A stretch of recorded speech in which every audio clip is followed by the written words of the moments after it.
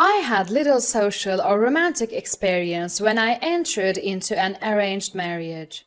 The man I married was the son of a small to medium-sized company's president. My family also owned a small business with a few dozen employees. Our parents probably met somewhere, and, realizing they had children of marriageable age, arranged our meeting. I lost my mom when I was young, and my dad raised me alone. Being an only daughter, he was concerned about my future and somewhat forcefully arranged the marriage. As for me, I was shy and not very good at making friends. After graduating high school, I started working at my dad's company. I had no part-time job experience and never went out at night. I wasn't interested in romance, so the idea of an arranged marriage actually suited me. I had a crush during my school days, but never dated anyone. The only men I interacted with were my dad and the male employees in their 40s at our company. Having almost no experience in love, I thought I couldn't possibly get married. However, I was lucky to have this arranged marriage opportunity, and I wanted to put my dad at ease, so everything went smoothly and led to marriage. My husband was 3 years older than me, but looked much younger. He also joined his dad's company after high school and was expected to become its president. The business was doing well, and, as it turned out, he was quite my type. I fell for him at our first meeting but couldn't make the first move. To my surprise, he proposed during our second meeting alone. Overwhelmed with joy, I happily accepted. And so, after just 2 meetings, we got married, and he became my husband. Our married life began in his parents' home. He wanted to stay close to observe his dad's work, as he would eventually take over the company. I moved in with my husband's parents as per the arrangement. My in-laws were delighted that I could live with them, which I knew would reassure my dad. But this feeling was short-lived, starting from the second day of our marriage. I lost my mother when I was young, so I can do all kinds of household chores. Well, I thought I could. That morning, as I went down to make breakfast before my husband woke up, I found my mother-in-law, Grace, already awake. "Oh, good morning. You're late. Have you cleaned the entranceway yet?" I was surprised. It was only 6 a.m. "I'm sorry, I'll quickly clean the entranceway," I said, rushing to sweep the front door area. So, cleaning the entrance is a morning routine in my husband's house. I resolved to wake up earlier from the next day. Then, I prepared breakfast for 4, but my husband didn't come down for until 7 a.m. Instead of eating right away, he lay on the sofa watching TV. "You should first serve coffee and the newspaper when your husband wakes up," Grace said, while eating her breakfast, startling me. "I apologize," I responded, handing my husband his coffee and the newspaper. He didn't even look at me, just drank his coffee and read the paper. I really need to learn more. I reflected on my lack of experience and tried harder from the next day. Initially, I attributed Grace's constant nagging to my inexperience and followed her instructions. Eventually, when our daughter was born, I had to juggle childcare with everything else. Grace never interfered in household or childcare matters, continuing her relentless criticisms. I kept telling myself it was due to my immaturity. One day, unable to bear Grace's constant complaints, I appealed to my husband. "Grace criticizes me every day. I can't stand it," I said in tears. However, my husband dismissed it. "It's your fault," he said indifferently. Feeling like I was about to break, I said, "I know I have my faults, but Grace goes too far. She uses me as her outlet for stress. I want you to talk to her." I was on the brink of breaking down, mentally and physically. But my husband's response was shocking. I married you despite your immaturity. Mom is trying to make you a proper adult. Can't you see that? He retorted angrily. Even so, Grace's behavior is excessive, I argued. Suddenly, he became calm and said, If you speak ill of Mom, let's get a divorce. Go back to your parents' house. He left the room. I couldn't comprehend his words at first. But as I calmed down, the reality of his words and the thought of divorce crossed my mind. Anticipating Grace's intervention, I decided to return to my parents' house for the time being. The next day at my parents' house, I received divorce papers from my husband. I resolved to go through with the divorce. However, my dad opposed it. He must have been upset about his only daughter getting divorced so soon. I explained the situation earnestly, but he only advised me to endure. Now that I think about it, Dad was always lenient with his mother, but strict with Mom. Perhaps he was also concerned about appearances when his daughter returned home after a divorce. In the end, Dad took me back home, where I apologized to my husband and Grace, and things went back to how they were. But since then, Grace's criticisms escalated. One day, as I was busy with household chores, "Coffee," Grace said. Surprised, I replied, "Yes," and served her coffee. It was the first time Grace had asked me for something, though my husband often did. I usually did the cooking, cleaning, and tidying up, but had never been asked to bring coffee or anything else. Maybe she's tired? I thought at the time, but then it continued the next day and the day after. "Coffee, newspaper."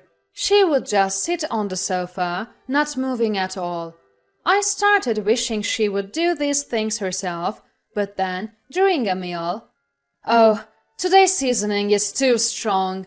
Are you trying to make us sick?" she said. I replied, "I'm sorry, I'll remake it." But she said, "No, it's okay. It would probably be the same anyway," eating her meal while clearly complaining. I had been criticized for my seasoning before, but this time she added spiteful comments. I was a bit angry but could only apologize. "I'm terribly sorry. I'll be more careful in the future." I apologized again. My husband and father-in-law, Daniel, seemed unconcerned, laughing while watching TV. Only my daughter looked at me with concern. Honestly, I didn't want her to see me being scolded. That's why, even when Grace criticized me, I would just say, "Understood," and try to ignore it. But perhaps that bothered her. Her criticisms began to extend to my daughter. "It's the parent's fault if the child doesn't have manners. Since the parent lacks manners, the child becomes ill-mannered too," she would say, loudly in front of my daughter. That was too much. "Please, Grace, could you speak a little softer?" I asked, but she became hysterical. "You're the one who raised her that way. I'm just trying to teach her properly, and you're making me out to be the villain?" she screamed. Even my husband finally noticed and asked, "What's going on?" But when I explained, he said, "Well, you can't blame her," defending Grace. From then on, Grace would call me over for any little thing and berate me. In my younger days, I thought it was my inadequacies that upset Grace. Now, I realize it's different. She just wants to torment her daughter-in-law. Realizing this, I gradually started to feel a sense of disgust towards Grace. However, as long as we lived together, I had to see her face every day. Whenever I mentioned wanting to visit my parents, "Planning to neglect your duties here? You've become quite presumptuous," she would complain. Fearing her complaints if I went back home without permission, I hardly ever returned after getting married. During this time, my real dad passed away in a traffic accident. It was so sudden that I was in shock, but I couldn't listen to Grace's nagging anymore and rushed to my family home. I was too busy to remember what happened next. My dad's business collapsed, unable to recover after his sudden death. The company's lawyer, a friend of Dad's, handled all the paperwork, allowing me to stay beside Dad's portrait. Then, unexpectedly, the lawyer informed me of an inheritance from Dad. Being an only child, some real estate was left to me even after paying the final salaries to the employees. Despite my limited contact with him after marriage, Dad had always been concerned about me. Mixed feelings of happiness and regret for not being able to return home earlier overwhelmed me, and I couldn't stop crying.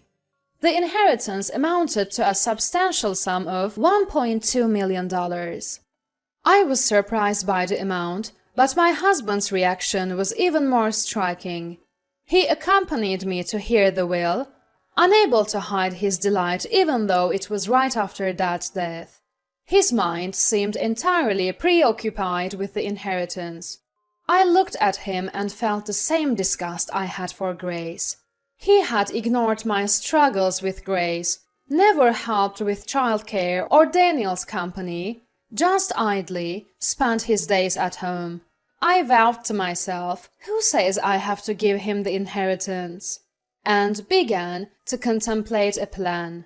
As expected, when everything was settled and I returned home, Grace was waiting. Instead of her usual complaints, "You must be exhausted, take some rest," and she spoke to me in a way she never had before. In the decades since our marriage, I had never once received words of comfort from her. I was speechless at her sudden change, but her next words made everything clear. "By the way, I heard your dad left you an inheritance." I realized then. Grace was after my inheritance. I realized that my feelings had progressed from anger to hatred. Trying to hide my emotions, I calmly said, "Yes, that's right," while suppressing my loathing. "We'll be busy now. Our company needs rejuvenating." Grace mentioned, eyeing my inheritance as a means to revitalize their business. The fact that she could discuss such matters so soon after my dad's passing shocked me. "Yeah, the car's been acting up lately too." My husband chimed in, clearly in a good mood. The thought of both Grace and my husband talking like this intensified my hatred. Sensing something was off, my daughter suggested, "Mom, let's take a break," and led me to our room. Thanks to her, I managed to escape the situation. From then on, Grace stopped her nagging, and she and my husband would excitedly discuss plans for reviving the company and look at catalogs for new cars. I suppressed my hatred as I went through each day. In a bold move, they even appointed my husband as the president of the company. He began spending lavishly, giving bonuses to employees and investing in new equipment without restraint. The employees, initially puzzled, soon praised the new president as they benefited from his generosity, and the company buzzed with new life. Even our home gradually underwent renovations, with new appliances for household chores. For a moment, I thought that maybe, if life continued like this, free from criticism and relatively peaceful, it might be bearable. But when I thought of decades of mistreatment and the way Grace and my husband were using that inheritance as if it were their own, my hatred returned, stronger than ever, and I knew I had to execute my plan. The day to put my plan into action arrived. That day was the company's recreational trip.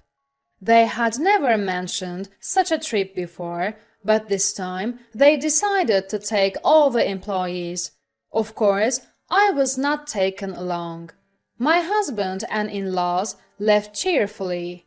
As soon as they departed, my daughter and I began our plan. We had a moving truck ready, which filled with our packed belongings and moved to an apartment I had secretly bought. After Dad's death and my return home, my daughter and I had discussed and decided to buy an apartment to live in, just the two of us. We had slowly acquired furniture for our immediate needs. Previously, Grace's watchful eye would have made it impossible for me to live freely. However, recently she had become more outgoing, and when I went out, she didn't complain but saw me off without a word. I had been shopping with my daughter for furniture and appliances for our new home. She surprisingly agreed to the plan.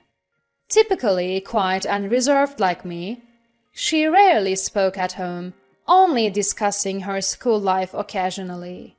She had always known about Grace's bullying and had supported and defended me. Grace's mood swings often affected her too, which is why she agreed to the plan. I had been mostly forbidden by Grace to go out with my daughter, as she claimed it would neglect the household chores. Now, being able to shop together and visit apartments, I felt truly happy. My husband and in-laws, unaware of this, must have been enjoying their trip. I regretted that I would not be able to see their surprised faces when they returned the next day. And then they came back from the trip in high spirits. I don't know what happened after that. The day after they returned from the trip, I received an angry call from my husband. "What are you doing? Where are you?" he shouted. "I can no longer live with your family. That's why I left the house. My daughter is with me." I calmly replied. "I've been sporting your immaturity all this time." His words confirmed he had always looked down on me. So, he never said or did anything, even though he knew Grace was bullying me. I regretted not seeing his true nature despite years together. But now, I feel no affection for my husband. "I won't accept this," he keeps saying. "You are now a stranger to me," I replied. "What are you saying? We haven't even signed divorce papers." He laughed, but I had the last laugh. "You had gave me the divorce papers, remember? Grace's name was even written as a witness." In fact, I had the divorce papers. Previously, when I was driven out of the house, the divorce papers had been sent to my parents' home, and I kept them hidden instead of throwing them away. After Dad died, I had filed the divorce papers as part of my plan. In reality, we had been strangers for a long time. His response was silence. Then I heard Grace's familiar voice. "Do you realize what you've done? This is a crime." Grace's voice, always scolding me, echoed in my ears. I calmly replied, "It's not a crime, Grace. You were the witness on the divorce papers." "That's a story from the past. To bring that up now!" Grace shouted and hurled insults at me. "I've endured your constant nagging every day. Even when you gave me divorce papers, I tolerated it and continued to live. But now you're using the inheritance Dad left me for various expenses, aren't you?" "Well, that's—" Grace tried to make excuses, but I interrupted her. "I'm done with that kind of life. Fortunately, there were the divorce papers. Since they were never filed, I went ahead and submitted them. Is that a crime?" Grace was speechless. I concluded, "Thank you for everything. I'll be living with my daughter now. Take care of yourself," and hung up. That marked the end of a long period of revenge. As I expected, my ex-husband and former in-laws faced consequences. The money spent on reviving the company, buying new cars, and living lavishly turned into debt, and eventually the company collapsed. They apparently couldn't repay the money and even had to sell the family home. My ex-husband, unable to find stable work, resorted to part-time jobs. Grace turned to alcohol and was eventually hospitalized with suspected dementia. As for me, even though I have the inheritance Dad left, I didn't want to take it easy and instead gained experience working part-time. Having married through an arranged marriage and living without any knowledge of society, it was tough at first, but now I enjoy the satisfaction of earning my own money and my days are fulfilling. My daughter secured a job and is busy working. Having married through an arranged marriage and endured many hardships, I want her to experience life, find good opportunities, and choose a partner that suits her. I'm now living life for myself, enjoying it in a way I never did before.